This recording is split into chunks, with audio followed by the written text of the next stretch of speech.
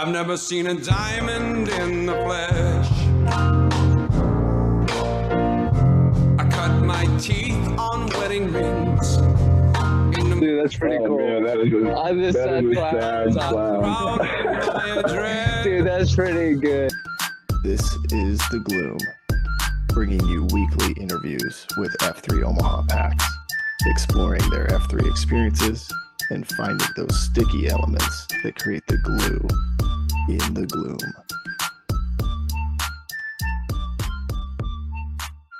Shout out to our sponsors. Major Team Mortgage, Omaha Laser Dentistry, Exclusively Eye Care, Liberty Core Real Estate, Avier Wealth Management, and Apex Men's Clinic. We appreciate their support. Hey Gloom listeners, it's the Plague. Question for you, are you ready to perform at your peak? Well, our man Pea Soup and the Apex Men's Clinic is here to help you achieve optimal health. Whether it's managing general health concerns, recovering from injuries, or optimizing your hormones, they have you covered. Their comprehensive services include testosterone replacement therapy, cutting-edge treatments, and personalized care plans tailored just for you. At Apex Men's Clinic, you're not just another number. Their expert team is dedicated to helping you feel your best. Visit apexmensclinic.com today to schedule a free consultation. At Apex Men's Clinic, it's men's health done right. Now let's get back to the gloom. And we're back. This is exciting. I think this might be the first fellow male nurse that I get to interview. Actually, okay, hold on, that's not true. Ponzi would have been the first, but the second male nurse F3 guy that I get to interview. Really great leader. He has a really big family tree within F3. And man, Kielbasa, I'm excited to hear your story today. And where we like to start is just kind of who EH'd you, what was the first workout like, and then how'd you get the name Kielbasa? Yeah, I'm happy to be here. My first workout was in September of 2018, pretty early on in F3 Omaha's time. I was EH'd by a big one. The big one is Matt Garland. He is married to my sister. So him and Nodos were both talking about it. And they kind of, at family functions, I would hear them say, oh yeah, we went to this thing on Saturday. It's really cool. And I was 27 at the time. And it was just kind of this thing that they kept talking about. And I just wanted to be a part of whatever. I thought it was kind of like just like another exclusive, not exclusive, but something to do, something going on that I could be a part of. So it was at the Oracle. There were 3 Qs that day. I just looked this up on the Backblast. I was lucky enough to have a Backblast from back then. But it was Wait Time, Selleck, and I think Ethanol was his name. Some names I had. Ethanol. And they did it was like a three-piece suit. Sharp-dressed man was the theme of the workout, I guess. That's awesome. But, for my name, my last name is Olahusky, Polish. It was one of those, it was a quick name. I got in the circle, I said my last name, and they said Kielbasa, so you were there. Yeah. At the name around. But that's funny. I love that there's a backblast. Not everybody's lucky enough to have a backblast from their first workout. What was your initial impression of the group after that workout? At the time, I was freshly, not freshly single, but I had just met my now wife. We just started dating, so I had been hitting the gym pretty hard before then, and so I was like, this is great. This is total change of pace. These are bodyweight workouts that everybody can do, and it was more cardio that I needed and still need. But I enjoyed it a lot, and then the ending happened with the Circle of Trust, and I was like, okay, this is kind of a little odd or off. And I think people we're still kind of wary of like the social media aspect of it. Like, why are they filming this at the end? But it was kind of still new. Yeah. So, but it is turned into what it is today. So, Yeah, I remember some of those early days, and it was kind of like, okay, because Twitter was never really a thing in Omaha, at least, and then it was like all of a sudden we were doing these videos, putting it out on Twitter, and yeah, we certainly have gotten more comfortable over the years with our name-oramas, and we'll get into that though, because I want to hear your take on the Trident name-orama. But what from a fitness standpoint, so you were doing weights. Did you grow up playing sports, or were you pretty active, or what was kind of fitness like? I never did. No, I did the micro soccer that every kindergartner does, and then I did not do sports past like I think second grade or basketball. But no, I never participated in any high school sport or like extracurricular.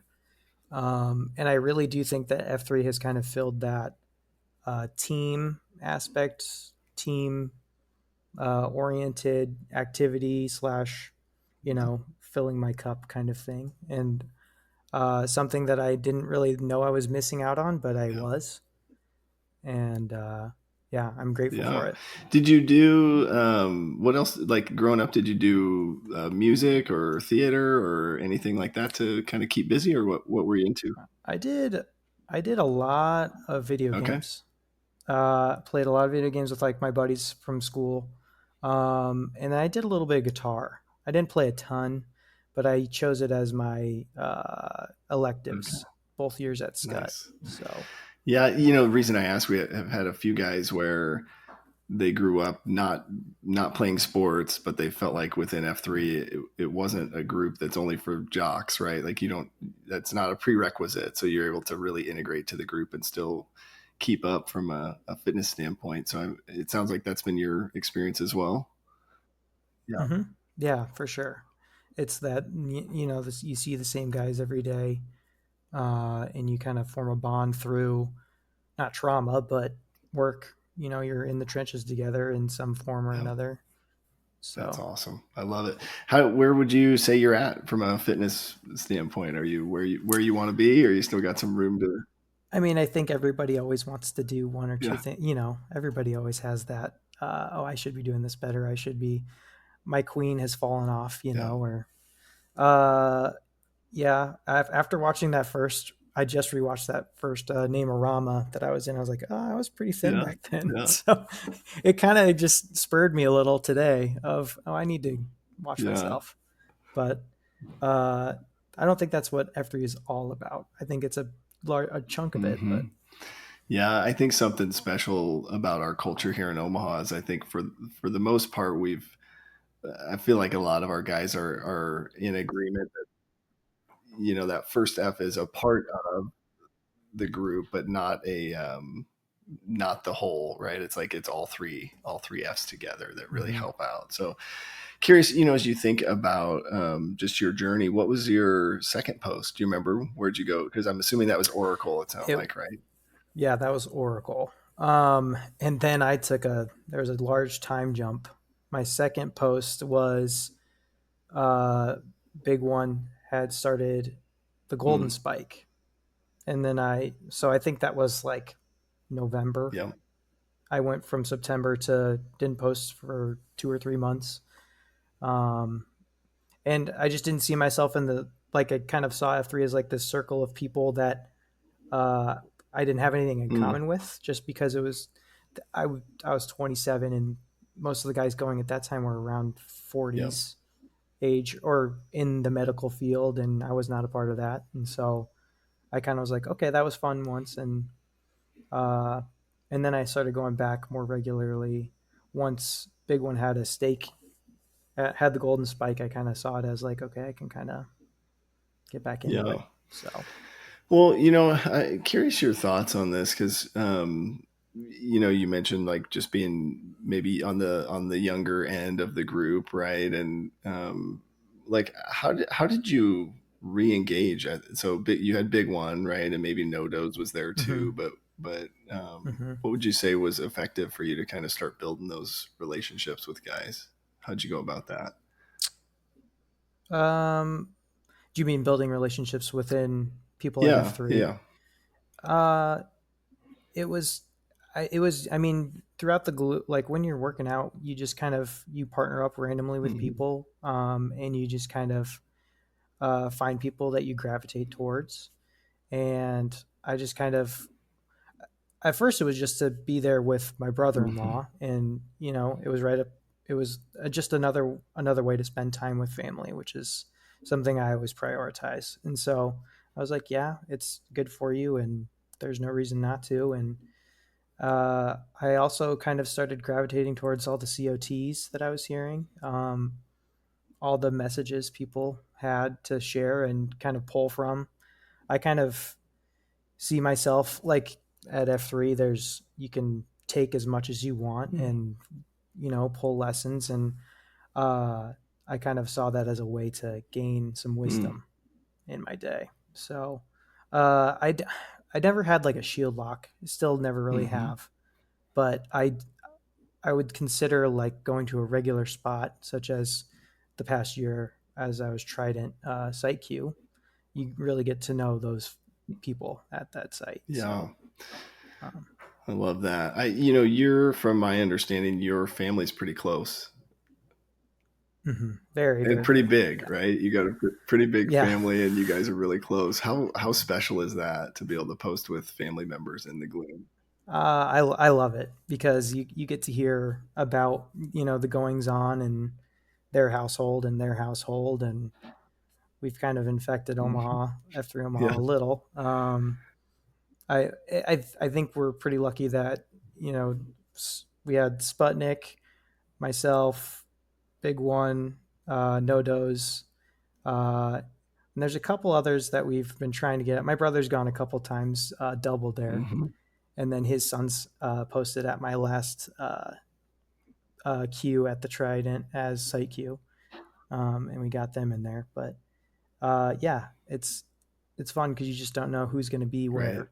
so you can just show up and maybe you'll see somebody. Yeah. And so I used to play baseball against Gary, right? So is Oh yeah, he cousin or? he's my Okay. cousin. Yeah, he's my white whale. He's like our white whale to get to F3. If he ever comes to F3, I'm going to throw out the name Ahab. But What's his deal? He won't come out? he just literally, I don't know. He's taken the stance of like it's cool to not want to Oh, go. sure. He's like, no, I'll never go. Oh, come on, Gary. Oh, well, Yeah, I think it'd be great. And he's an athlete, right? I mean, he would love it. He hits it pretty hard. I think he does like Orange Theory and stuff. Okay. So. Well, tell him Orange Theory's for girls if he's listening, right? So, I love it. No, I remember playing Westgate baseball against him growing up, and then I think again in high school. But that's awesome. Well, talk us through. I want to get your thoughts on you made a comment there. I think it's really interesting. I think other guys could tap into this too. But you don't have an official shield lock, but you picked a spot and you decided, hey, I'm going to go here every week. And maybe in this case, it was because you were the site queue. But talk to us a little bit about those tight bonds that form with a core group at one specific site. How did that? What was that like? Well, I'll stick with the Trident for this, but and also I really enjoy Beverly Hills is another place I like to frequent. But I think the most the bond forming happens at cafeteria all the time. You just you hear about, oh, you're going on a trip. Oh, how was that trip? Or, something's coming up in their life, and then you get to riff off that back and forth. And I feel like that's just a great way to fill that gap that happens when you get married and have kids and lose track of your friends from high school, So I think going every week, you're going to see the same people, and you can check in on those moments that they have. Heck yeah. And I really appreciate it when people do it with me. Like people were asking me when I was getting married, how's the wedding coming? Or, how's school going? I mean, it helps with mental troubles. For sure. What curious what that was like, because you started the group, you were single, sort of just meeting your wife, and then now you're married. What's that transition been like for you? How's married life? How long you guys been married now? About a year? Uh, it'll be our 3rd-year anniversary. We got married in Oh, okay. 2021. So yeah. So 3 years coming up here at the end of August, or mid-August. And it's been good. I mean, I think that there's ups and downs in Mhm. everything. And I think that we've done really well, and she's still my best friend. That's So awesome. What are yeah. you familiar with the concentrica model that we could talk about in F3? A little bit. I've led one Q source, and I like most of the terminology and everything, but I've never actually read the actual Yeah, book. in sort of high level here, but essentially talks about like work life balance, and instead of balance, it's more of like a target, right? With relationships, and your wife is at the center, and you've got some friends and mentor relationships, and then work is kind of that outer ring. But curious if you've noticed any impact F3 maybe has had on your marriage as sort of that newlywed phase. And Hmm. Yeah, for sure. In the morning, like when I go to F3 in the morning, I can tell like instantly when I get home, it's like I'm in a where I'm in a better mood. I'm gonna make us breakfast before she even gets out of Mhm. bed, and we have a really good morning together. We usually will like play the Wordle together, and when days I don't go to F3, we're both sleeping in, and then it's whoever's alarm goes off Yeah, first. yeah, So for sure. it definitely sets up for a better Yeah, day using F3 as a launching point. that's super cool. And for guys that are Mm-hmm. listening, I love the intentional quality time that you just kind of outlined for us there, right? It doesn't have to be anything super extravagant, playing Wordle or just making breakfast. Gosh, we could all use a dose of those little things, like just be a little bit more Mm-hmm. service minded with our M. So I appreciate that. Yeah. Yeah, I feel like we don't have kids yet, and so but a lot of my friends do, and I'm taking a lot of note of we this time is Yep. special, so I'm gonna the mornings we should enjoy them while we Yeah, have them for sure. to You guys ourselves. want to have kids? I'm assuming maybe Yep. someday. Hmm.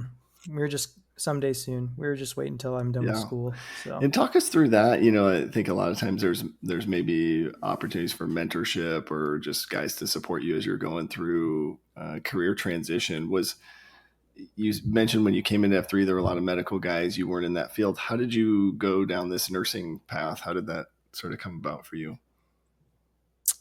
um the well ner- the idea of nursing, I waited tables at for a long time, from basically since I was Hmm. 15 till I was 27, 28. I started going back to school when F3.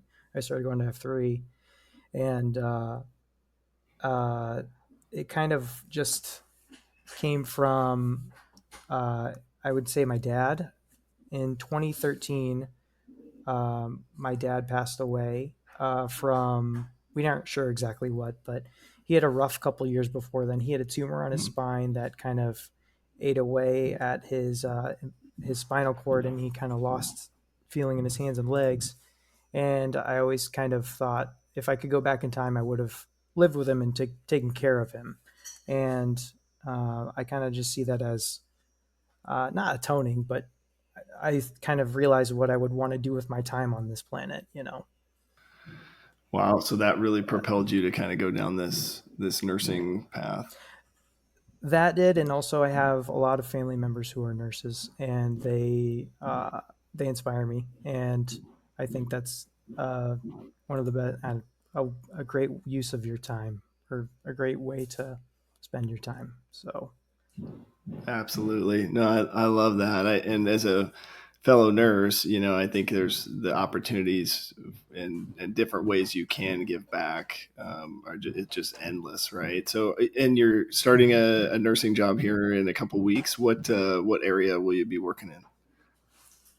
Yeah, I start on today is June 11th for all the listeners. I start on June 17th at Methodist Hospital Ortho Neuro. So hip replacements, knee replacements, shoulder replacements, and then also stroke patients. So Wow. So really true med surge experience with a little bit of neuro stroke patients in there. Yeah. yeah, Well, maybe you'll see some of our respect packs if they need hip or knee replacements done. Right. You can be their nurse. Right. I love yeah. it. What as you're thinking about just that journey, because nursing school is no joke for those that maybe don't know, right? That there's a lot of pretty intense studying and clinicals and just yeah, just a lot. How'd you get through that? What do you think was helpful, kind of mentally, physically, spiritually? Uh, One of the biggest support systems was my wife, for sure, getting me through that. Just someone to decompress with, um, and having a good solid. I had two or three really solid study buddies throughout the experience that we kind of bonded. And um, one of them is actually taking the NCLEX right now. So if I get a text, I'm sorry, but of her celebrating when she's done. But those two spots, but also F3 was huge. Anytime I had a test, I made sure I posted that day because I knew it would get all the jitters out and clear my mind before going into an exam. So I did it. I think I did it every exam and I never failed one. So I did it with my boards, and I think it's just again going back to F3, it's always a great way to kickstart your day. That's really cool. I don't know that I mean, it makes perfect sense, but right, getting sort of the test anxiety out of your system through a good workout. That's a great idea. Curious as you think about kind of fitness fellowship and faith, excuse me, that third F. What's been your journey from a third F perspective, and kind of curious where you're at today? How are things going in that area?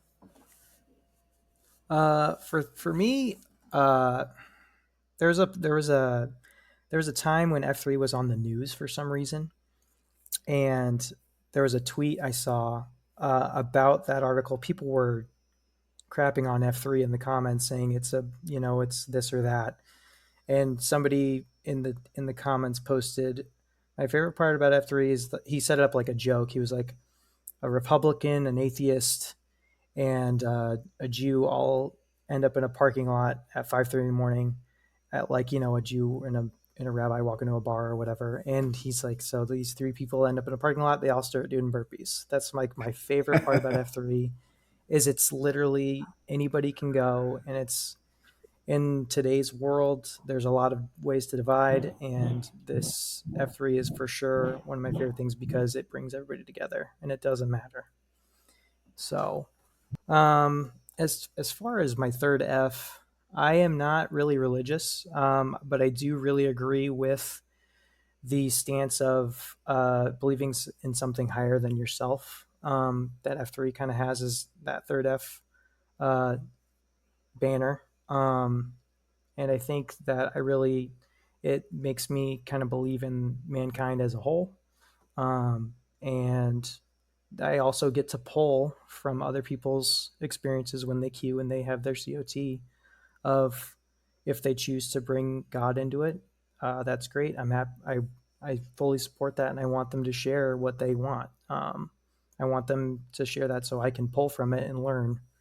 That's one of my favorite things about F3. So Absolutely. I remember that post too. I think there was something, it was like a USA Today, right, interview or yeah, whatever, and yeah. there was all those comments, and I love that joke, and it's so true, right? And what's funny to me is like half of these guys that we work out with, we maybe don't even know what they do for a profession. We don't necessarily know their specific religious affiliation. I think Mm-hmm. so it's interesting.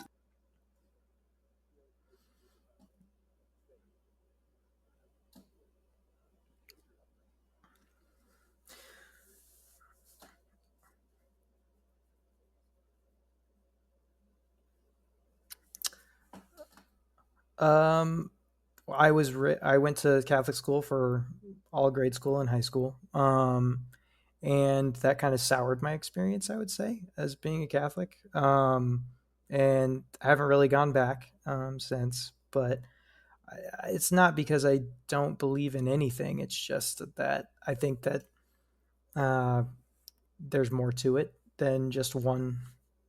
There's so many people on this planet, and there's got to be something overarching that extends beyond the boundaries of one religion. But that's just my personal opinion. And that kind of influenced me to. I kind of had like a little bit of a disdain for it, especially right after high school. But I've grown since to kind of see the uh, like how faith can really help somebody who is troubled and pull them into this better existence that otherwise they wouldn't have reached. So I think that there's benefits to all religion. But yeah, my experience has been more faith in man than in one particular Yeah, God. no, I love it. And I think that's, from an F3 perspective, that's what we're hoping to create a space where guys can be comfortable in whatever they've come to believe, and I think it's interesting to me, just different life experiences may, have you go one way or another or explore different avenues or different types of faith. And I think, a lot of guys will, comment that they find sort of I don't know, a higher power, I guess you could call it, in the group, right? When you got a group of guys that's praying, or you have a COT or whatever, and there's just a lot of spiritual power almost in that collective group in the morning. So definitely, 100% agree. Some of those mornings with those sunrises are just so special. So for sure. I, curious, when you think about your life, your journey, a lot of guys will have maybe some sort of hardship or challenge or something that they've maybe worked through to overcome. Do you have anything in that space you feel like that you've really has kind of defined you or gotten you to a certain point or mindset? I nothing really stands out to me. I think probably like the thing that was kind of my first test or defining moment was when my dad passed away. I was 22, which was pretty early. But and then in 2015, I lost my sister-in-law to suicide, and that was kind of just another, like, I had just gotten out of my dad, and then it went right back in, and a lot of concern for my brother and all that ensued with that, and that kind of opened my eyes to like the mental battle that many people struggle with that don't say anything. And we talk about in F3 a lot about how there's always that mental battle that guys never share. But I think those were kind of like my defining moments of re-examining what the point of this all is. So yeah, and just, I mean, death is so hard, right? Especially when it's people that are that close to you. But it's also like this hard truth about life, right? Is like, if you're gonna have life, then death also has to exist. And curious, as you think about, as a nurse, right, and maybe just your experience, any insights or learnings that you would share maybe with guys that are going through a difficult time, whether maybe somebody that's dying, or maybe they've experienced somebody that has died. Anything that's been helpful to you? For me, it's kind of like you said, where it is going to happen to everybody, and we kind of choose. I think as an individual, you have a voice in when you go and when you, or how you take on when you're going to go, and every decision you make in life kind of leads to that point, whether you think about it or not. And so uh, that's I would also say that that's also their journey. It's not your journey. If you're feeling guilt or uh, like responsibility for where they are at that moment, but the only thing I could say is tell people that you love them, because that's what's most important, is that they know that. Don't let that be a lingering question. Don't let that be a what if in your head. Yeah. with like regrets or anything like that. So, I love it. but yeah, I don't really have any advice about. Just make sure you're sharing your feelings too. Don't keep all that stuff inside. That's not okay. Yeah. How do we do that as men? Do you feel like some guys maybe have like a barrier or a wall put up, but any thoughts there? How we can encourage guys to do that more often, or just maybe lead by example? Or yeah, I mean, I think talking about it, setting an example. I think F3 is great. I keep harping back to F3, but hey, this is the F3 podcast. F3 is a great place to vent those things, and guys do. That's like one of my favorite things to see guys. You can see it a lot in COTs where guys will start talking, and you can just kind of tell they're not talking to you; they're talking to themselves. They're getting some off their chest, and that you just need to be there for them and be that shoulder for them to lean or pray on. Yeah. So, and in return that you can do that they will be there for you. So some point down the line. Yeah. Any not to put you on the spot too much, but any favorite COTs or ones that you feel like you would kind of stick with you? One that has kind of stuck with me is Wait Time was talking about when he was going through his divorce. He talked about taking the key. I think it was a book. He was talking about taking the key from under his mother's pillow, and he needed his mom's permission to go through with this change that he was going to make and how it was going to disrupt their family. And I think ultimately, he's ended up in a better place for it. And I think that's an example I can learn from where, there's life's ups and downs, but he came out on the other side as a better person. So that's one I can think of. Yeah. But at that moment, I could tell he was kind of talking to himself, not just the group. It was interesting you mentioned that. I'm thinking of some of my COTs, and it is funny you kind of put this message together, and you're going to deliver it to other guys, but ultimately it's like those moments. There's a few where I've been in tears, and that's whatever I was saying was something I needed to hear. So I love that you kind of pointed that out. What as you think about so we got fitness, fellowship, and faith, right? And then really our mission to reinvigorate male community leadership. And we kind of try to do that through like a VQ or giving somebody a chance to lead a site. Do you remember your VQ by chance? Any memories from that? I do. I VQ'd it was like a year after I'd posted for the first time. It was, I co-queued with Gunner at Paradise. And I think every guy does this when he VQs. He over prepares beyond like a shadow of a doubt. He's got like 50 exercises planned. And so I was like, okay, I'll handle the first half. Gunner, you handle the second half. And we get through my stuff, and we're like overtime anyway for getting back to the flag. And he's like, we're not even going to do any of mine. We're just going to run back. So, but it was good. It was a good cue. What do you feel like? I think it was my birthday. It was your birthday, you think? Yeah. I think it was it was September of the next year was the first time I queued. So you're like your F3 anniversary, maybe.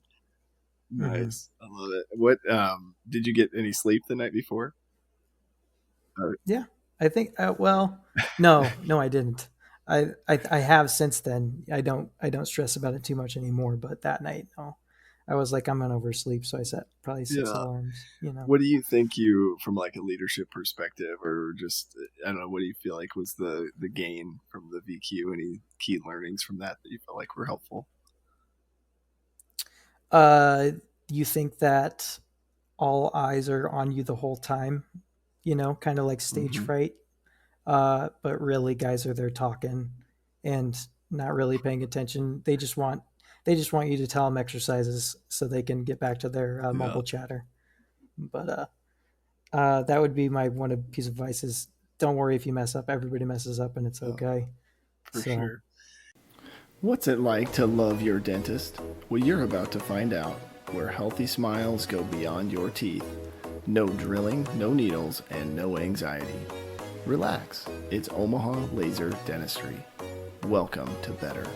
At Omaha Laser Dentistry, Dr. Bollenparty uses the Solea laser, a CO2 laser that's used in all of his day-to-day patient care.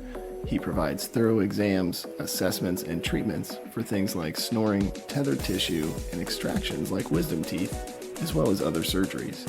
Check him out today at omahalaserdentistry.com. Discounts may be available for F3 Omaha members. And, talk us through the process taking over the flag at Trident. What was that experience like? It was I was asked by Slick probably, I think in December, and I took it over in April. And I thought about it for a couple weeks, just because I was concerned with nursing school, and I was like, can I commit to being here every Tuesday? Like, what if my clinicals overlap? And luckily they didn't. But it was I wasn't sure if I could handle the responsibility. I remember being very doubting on myself, a little bit of can I accomplish this task? And after you get into the swing of it, it just becomes part of your routine. Yeah. But I'm glad he asked me to. Slick was like the perfect person to guide me into that. He's such a good guy, and he really answered any question I had. So, but it was a good transition. And I really am happy for the accountability and the schedule of it. I was glad to have that weekly post, even in those freezing months where you're still getting out and doing something. So, yeah. Was it, in terms of like the responsibility, did it turn out to be as big a deal as you thought it was, or what was the actual? No. There was a couple times where I was like, oh, I don't have a cue for next week, but guys always stepped up and filled that void. And it was, I think the hardest thing was coming up with 52 different Twitter posts every week of how to say the same thing. Yeah. But yeah, it was good. It was fun. And I also really appreciate as a site Q getting to see the different COTs that guys would bring. I kind of related it back to, Roadhouse, who started the Trident. He does a lot of stand-up comedy, and I kind of related it back to him being on stage, where you give these guys this little soapbox and they can stand up there and say whatever they want, and you can take or leave whatever you want from their message. So I really appreciated being able to facilitate that for other guys. Yeah. And you kind of developed like a core group, right, of guys at Trident. I feel like Skipper just turned 50, right? Had his birthday. Today was Skipper's 50th respect. And he nailed it. We did a bunch of 50 reps as a group, and it was a good time. Yeah. And that's awesome. There's Skipper, there's Canadian Bacon, Rain Man. Like, there's a lot of solid regulars at the Trident, which I was always grateful for. I never had to EH people for numbers, so I was very lucky. Great site, great group of guys. And tell us about the Namerama. What's the I feel like maybe we asked Slick about that too, but I think to you, what does that mean to you? Slick, I think one day Slick's phone just broke. I think his rear camera broke, so he just improvised to do the selfie, and for some reason it just stuck. And and I love it. I think it's it's something different, something that you get to just look at your face for a full minute and a half while you're talking to other guys. But and I didn't want to add anything weird, even though it's the weirdest AO. I didn't want to. No, my favorite is that you can tell it's a little bit awkward for guys to tell like what they're supposed to do with their hands. So it's like, do they fist bump you while And it's I love. Or it'll get progressively. It'll start high and get low until they're almost holding it down by their stomach, and then everybody's got the double chin. Yeah, for sure. I love it. What else do you feel like, from a Site Q standpoint, you feel like were there any other key learnings or experiences that you feel like are big takeaways for you? Uh, for me, I enjoyed being that facilitator, and giving people the opportunity to share what they wanted and lead a workout. Mm-hmm. Um, and I also, uh, I appreciated when there weren't a ton of people, like when there was only 7 or 6 dudes. Some days, those were the days where you kind of got the best conversation, Yeah. the best mumble chatter. So Mm-hmm. Yeah, for sure. Yeah, and I think that's a good call out, especially for, I think there's a temptation to feel like your site's successful based on the number of guys, but to me, I think that's kind of how when a site needs to be starfished, right? Is like, it's okay, the mumble chatter's getting a little surface level and or maybe non-existent, and it's just there's too many guys to even have a meaningful conversation. And yeah, the small men's workout groups, right, is part of that mission statement for a yeah, reason. it's an underlooked word of that mission statement, but Yeah, for sure. What about any advice for site Qs, guys that are maybe starting their journey? Anything you would tell them to just keep an eye on or think through? I would say to if you're at a workout and you do partners, try to partner up with somebody you don't know, Mm, because that's really how you get to know people, and that's how you, not that numbers are important, but that's how you get them to come back. mm-hmm. Because you instantly gain that personal connection with them, and F3 Omaha is big enough now to where that can happen at almost every workout. You can get that opportunity. Um, and that's how you can meet some of those guys that you start texting even outside of F3. Yeah, So I love that. That's a great idea, and that's a fairly simple thing to implement, right? Just yeah, as you're partnering guys up, I love it. yeah, What about selecting a successor? Talk us through that process. uh, I there was a it was kind of a journey, or not really a journey. I just didn't know who it would have been. And then Pitchfork started just showing up, and I was like, okay, he's an active guy, and he pre-runs and he does all the stuff, and I never pre-ran the whole time I was Mm-hmm. psych you at the Trident, but Yeah. he's all gung-ho about it. And there was I had asked him, and he was still on the fence about it, and then I had outside, it was kind of like a sign, if you want to call it that, but I had asked him, he was still up in the air about it. And then I go to one of my clinicals for nursing school, and in walks Pitchfork as a rep for one of the things. And, it was one of the first times I had run into another person from F3 totally by random in Mm, my new uh, professional setting. And I was like, yeah. that's kind of crazy. And it was just a random encounter. And I was like, okay, that kind of had to mean something. And he's also just a great guy. Yeah. He's always checking in on me, asking how I'm doing, and uh, he kind of has. I think he's pretty new still. I think he hasn't even been at it a year, but he's kind of jumped in Mm-hmm. fully, Yeah. and you can kind of tell he's grabbing onto and enjoying it. So Yeah. And a pitchfork is very similar to the yes, trident. yeah, That's part of it too, right? I'm sure. yeah, lined Yeah, right up. that's awesome. Well, I think it's really cool, and I think wait, so you never pre-ran at Trident? That's like the No, worst pre-run of that's what I've all. heard. That's why I never Omaha. did it. That's funny. The worst hills in all of F3 Omaha. I don't know. There may be. I think Catamount Complex Yeah. may have a couple there, but It's a that's running joke that the Trident is not a running AO, but it 100% is. yeah.